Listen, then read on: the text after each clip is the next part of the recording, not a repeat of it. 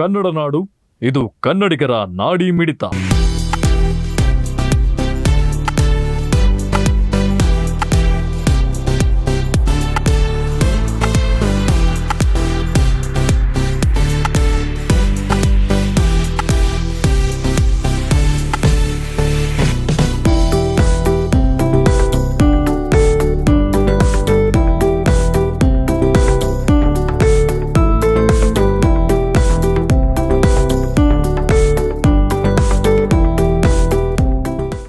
ನಮ್ಮ ಬಳ್ಳಾರಿ ಮುಂಡ್ರಿಗೆಯಲ್ಲಿರುವ ಅಪಿರಿಯಲ್ ಪಾರ್ಕ್ ಮೊನ್ನೆ ಒಂದು ಲೋಕಾಯುಕ್ತವರು ಉಪ ಲೋಕಾಯುಕ್ತವರು ಬಂದಾಗ ಅಲ್ಲಿ ವಿಸಿಟ್ ಮಾಡಿದ್ರು. ಅದನ್ನ ನೋಡಿ ನಮ್ಮ ಎಲ್ಲರಿಗೆ ಸ್ವಲ್ಪ ನೀಟಾಗಿ ಮೇಂಟೈನ್ ಮಾಡಿಕೊಂಡು ಯಾರು ಇದು ಸಿಟಿಗಳು ಮಾಡ್ಕೊತಿದ್ದಾರೆ ನೀಟಾಗಿ ಅದನ್ನ ಶುದ್ಧೀಕರಣ ಮಾಡಿ, ಕಲರ್ ನೀರನ್ನ ಶುದ್ಧೀಕರಣ ಮಾಡಿ ಯಾರು ಬಿಡ್ತಾ ಇದಾರೋ ಅವ್ರು ನಡೆಸ್ಕೊಳ್ರಿ ಅಂತೇಳಿ ಹೇಳೋಗಿದ್ರು. ಅದಕ್ಕಾಗಿ ನಾವು ಒಂದು ವಾರ ಸ್ಥಗಿತ ಮಾಡಿ ಎಲ್ಲರೂ ರೆಡಿ ಮಾಡ್ಕೋಬೇಕಂತೇಳಿ ನಿರ್ಧಾರ ಮಾಡಿದ್ದೀವಿ.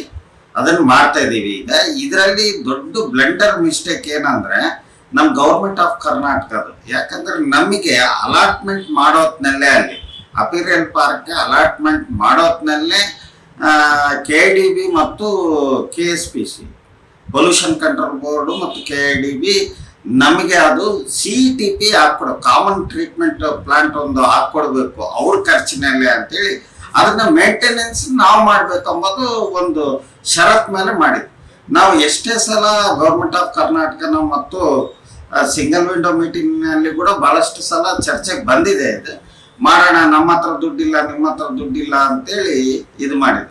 ನಾವು CTP ಅಲ್ಲಿ ಬರ್ತದೆ ಅಂತೇಳಿ ನಾವೆಲ್ಲ ಬ್ಯಾಂಕ್ ಲೋನ್ಗಳು ತಗೊಂಡು ಅಲ್ಲೆಲ್ಲ ಫ್ಯಾಕ್ಟ್ರಿಗಳು ಸ್ಟಾರ್ಟ್ ಮಾಡಿದೀವಿ. ಅಷ್ಟಷ್ಟು ಮಟ್ಟಿಗೆ ನಡೀತಾ ಇದೆ. ಕೋವಿಡ್ ಬಂದ ನಂತರ ಅಂತೂ ನಮಗೆ ಇನ್ಸ್ಟಾಲ್ಮೆಂಟ್ಗಳು ಕಟ್ಟಕ್ಕೆ ಕೂಡ ಕಷ್ಟ ಆಗಿತ್ತು.